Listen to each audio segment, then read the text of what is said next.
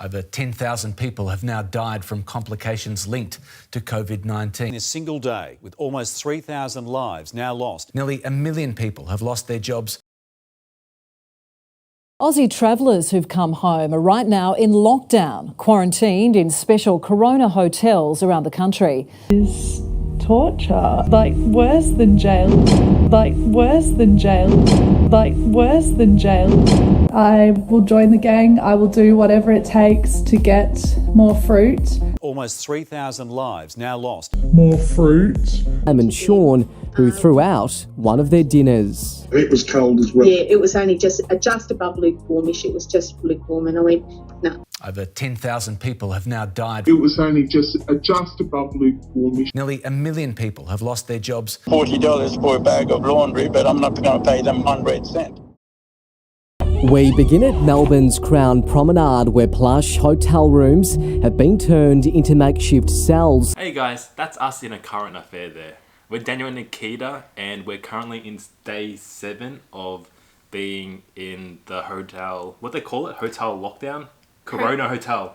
Hotel Corona. Hotel Corona. And we thought, let's just go through a current affair and debunk some myths or agree with some of the stuff they're saying. Yeah. Just a disclaimer, it's going to be disagreeing with most of what they're saying and what they're trying to push out. Aussie travellers who've come home are right now in lockdown, quarantined in special corona hotels around the country. Many are now halfway through their isolation. But as you're about to see in these video diaries, the end can't come soon enough. Can't come soon enough to these people, but I want you guys to take note of the amount of people that are actually complaining. I could only recognise that there was the blonde chick, there was that obviously angry couple, the lawyer. Everybody else wasn't complaining, but they just put dramatic music over it. They cut up heaps of stuff, like, and you can tell they just like chose like little tiny snippets to like push their story. We couldn't tell if they're actually complaining or if the media is like cutting it up to make it look like they're complaining. A bit dramatic there. Yeah. The music. That's me. So that's Nikita there, and just take note of their scene they're setting. I'll tell you that right there, I'll tell you what was going on. We got off the bus, people were like, oh, hey guys, how you doing? How was your holiday? We're like, yeah, it's all right. Like, yeah, this situation, blah, blah, blah. So that's Nikita there. We need help to get home. You are home. You just got off a flight to Australia. You are home. What do you mean? Save us. And by the way, you don't need help. You just need to wait 7 more days. You're going home. You're not stuck there forever. Welcome to Hotel Corona. You are sentenced to 14 days in quarantine. They got a voice actor to say, you are sentenced to 14 days in quarantine. What the fuck? And with the locked gates and the judge sentencing you, I think they're putting it in people's minds that they're being treated like prisoners, even if they don't necessarily feel that way. That's what I mean. And you'll see later on that a lady complains about us complaining, but at the same time, it's just because the media is only interviewing about 2 people that complain and have a whole segment on these 2 people. Or 20,160 minutes. -1, that's free, quick maths. It is torture. I can't. It's like worse than jail. Someone go put this lady in jail, please. For travellers returning from abroad, this is home for 2 weeks.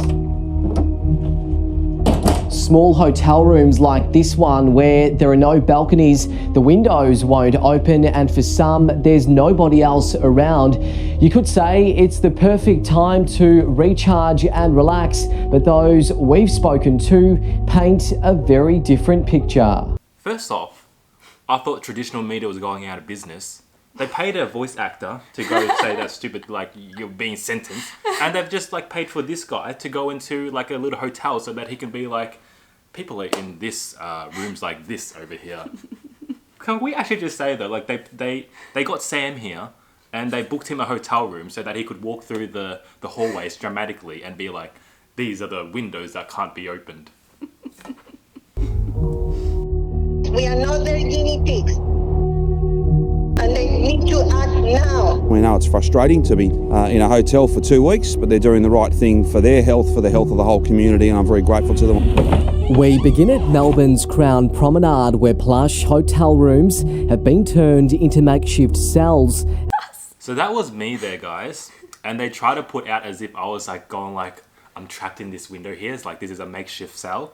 I was actually saying, look at these creepy freaking news reporters filming us. Like, Sam, like, thanks for filming me, but, you know, people always ask us what's the first thing we want to do when we can go out. Like, you know what I want to do? I want to go to Sam's house and I'm going to film him in his window and see what he's been up to. Sam, I know it's your job and you're getting paid to push a story, but how about stop being a creep and filming me in my own home just for the next 2 weeks?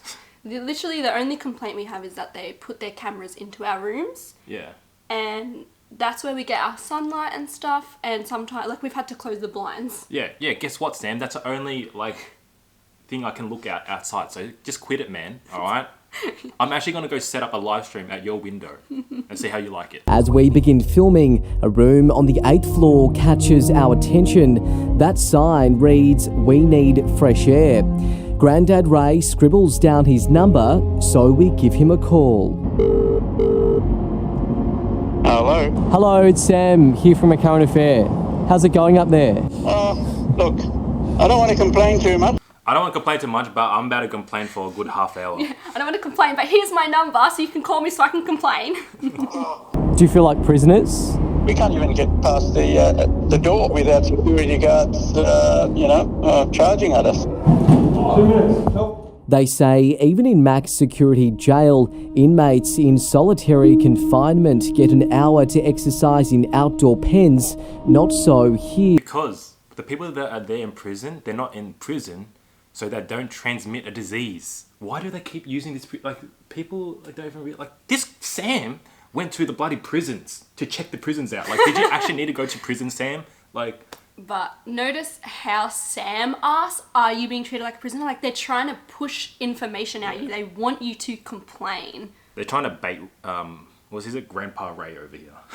Is that his name? How are you remembering their names? We're not prisoners here. We are human beings. And that's why you're not in a prison cell. You're in Crown 5-star luxury hotel. Day 1 of 14. Phones are allowed though, as are laptops, and these are Phones and laptops are allowed because we're not in a prison. the video diaries of our detainees. There is a prison gang.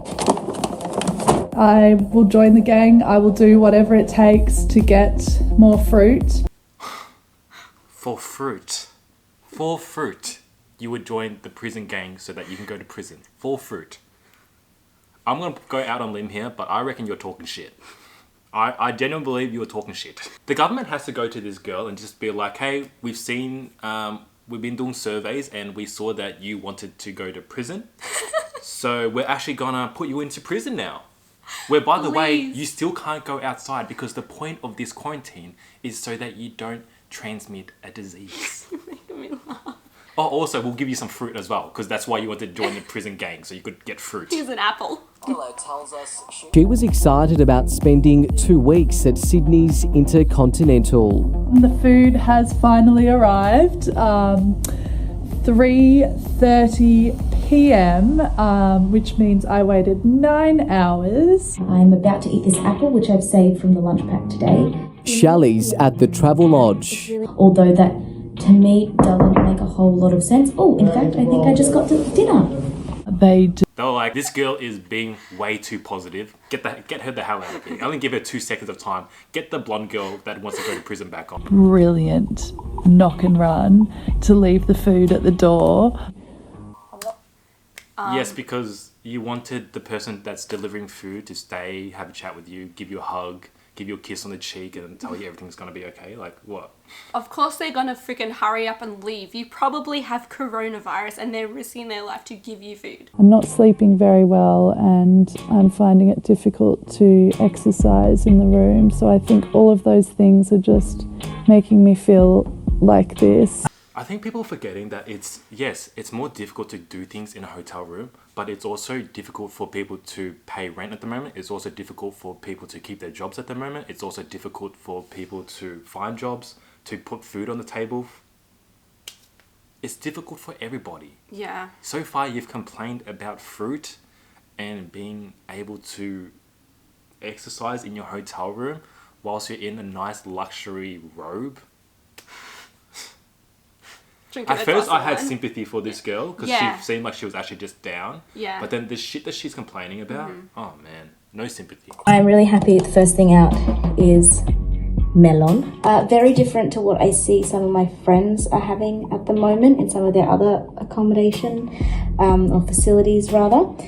But for me, I am pleased with that. Sam's like, what the fuck? Why is that in there? She's being positive again. Get her the fuck out. I'm so confused as to why they put a positive girl in there. Like we're starving. It's crazy. Sarah and Matt are vegans and have been served meals not on their menu.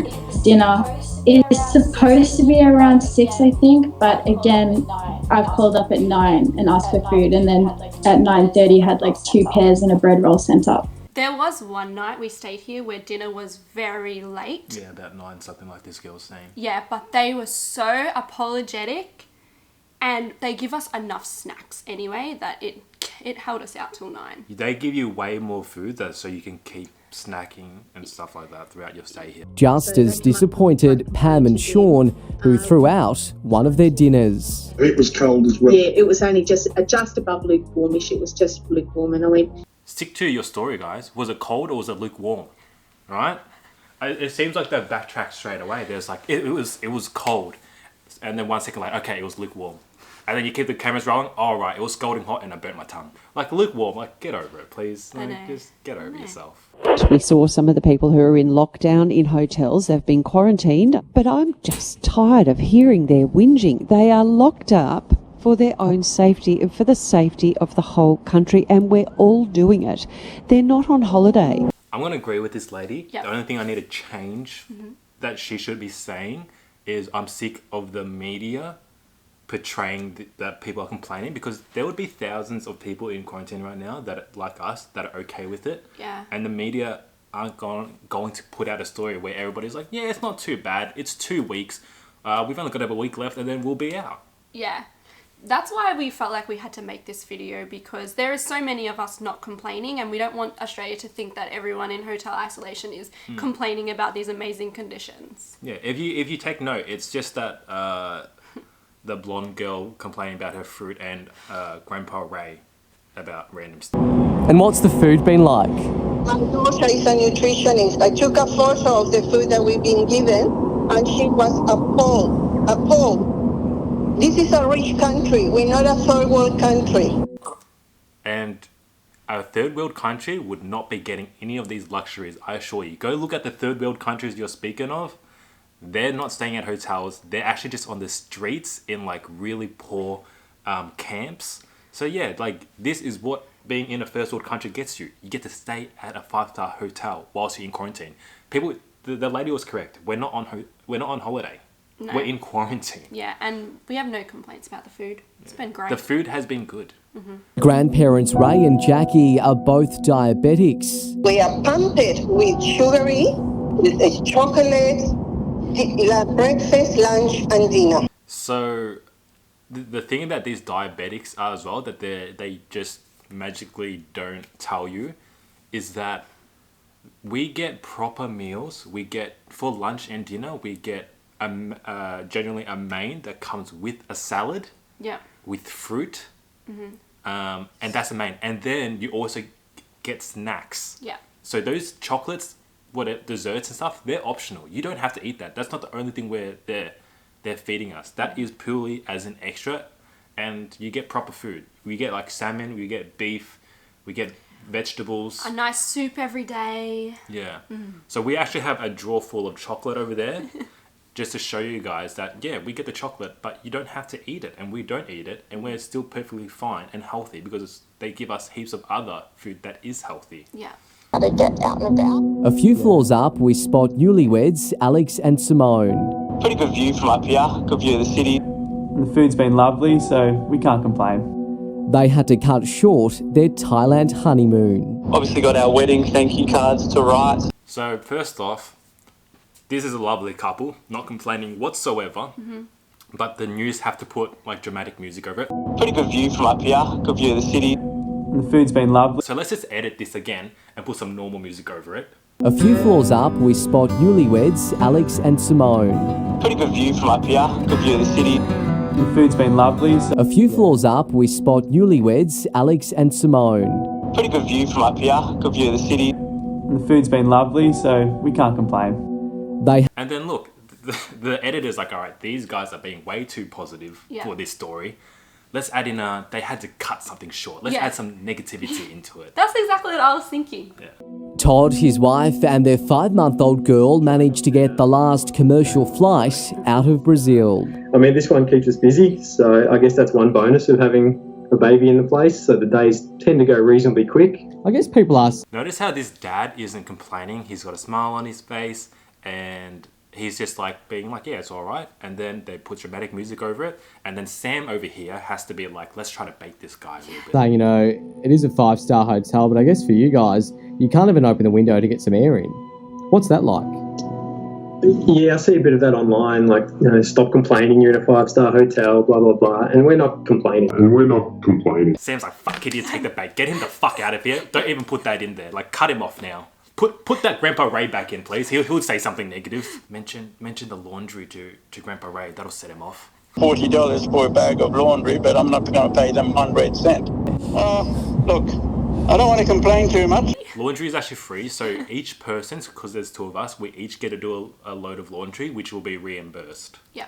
I think it's very easy to say when you've got the space of your own home to move around, to say to other people to suck it up. Clinical psychologist Simon Kinsella. If you were confined to 20 square metres, then you would find it quite difficult to feel calm and to make the most of that time. As someone who's actually in here, I don't want to be insensitive and say suck it up, because it could be a stress, like a real bad situation for some people, but I think those people, like that blonde girl, has to realise that you're just focusing on the negatives. So you're letting yourself focus on the negatives, where we're in the exact same situation as you, and so are hundreds and thousands of other people, and they're okay because they're not all day just trying to hone in and focus on the negatives. What would your message be to the authorities? I think this was just very poorly thought through. For goodness sake, treat people with dignity and respect. Look, I don't want to complain too much. I think, so this has never happened before. So considering it's never happened before, their processes and stuff have been really great. And even along the way, they've given us more papers with things they've changed because they realise maybe this isn't working, so let's do this instead. Yeah. I think it's actually been quite well thought through, considering that they've had to think of these things overnight. Like, people forget, like, legislations and that kind of thing usually take months to years. Yeah. They're doing this in hours. Yeah. Like, sorry, Grandpa Ray, but what did you expect? Yeah. I think Grandpa Ray really has just lost all perspective of why he's in here. Like, the things that he's complaining about. I'm sorry, but if the situation we're in, if you're complaining about any of this, you genuinely just have no perspective on what's happening around you, the world, or you've just never had to struggle in your life. You've never had anything tough happen to you. You've never had anything. Like, just remember what you're actually complaining about. My mum had to come over in Australia in a rickety-dickety boat steered by her cousin that was like 20, where they were like attacked by pirates and shit like that.